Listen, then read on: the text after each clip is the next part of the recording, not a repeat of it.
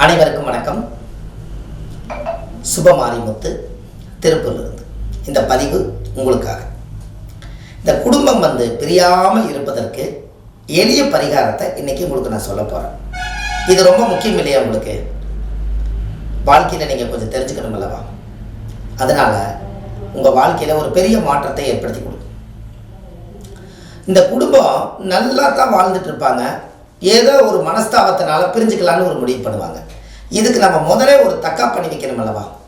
அதற்கு நம்ம வம்சமாக தலைஞ்சு இந்த குடும்பம் பிரியாமல் இருக்கோம்னா ஆலமர விதை இருக்குது பாருங்க, ஆலமர விதை.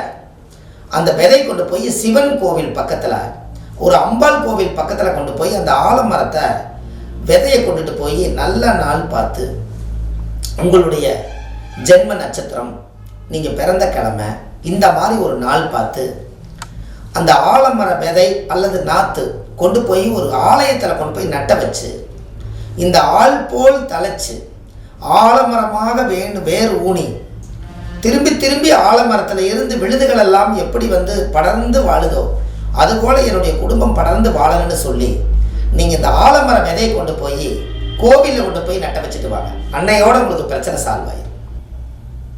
அப்போது கண்டிப்பாக உங்களுக்கு ஒரு மிகப்பெரிய மாற்றத்தை உருவாக்கி கொடுக்கும். உங்களுக்கு இன்னொன்று தெரியுமா? தாய்க்கு சும கொடுக்காத ஒரே மரம் என்ன மரம்னு உங்களுக்கு தெரியுமா? எல்லா மரங்களுமே தாய்க்கு சும கொடுக்கக்கூடிய மரம் தான். ஒரே ஒரு மரம் மட்டும்தான் தாய்க்கு சும கொடுக்காத மரம், ஆலமரம். ஏன் அப்படி?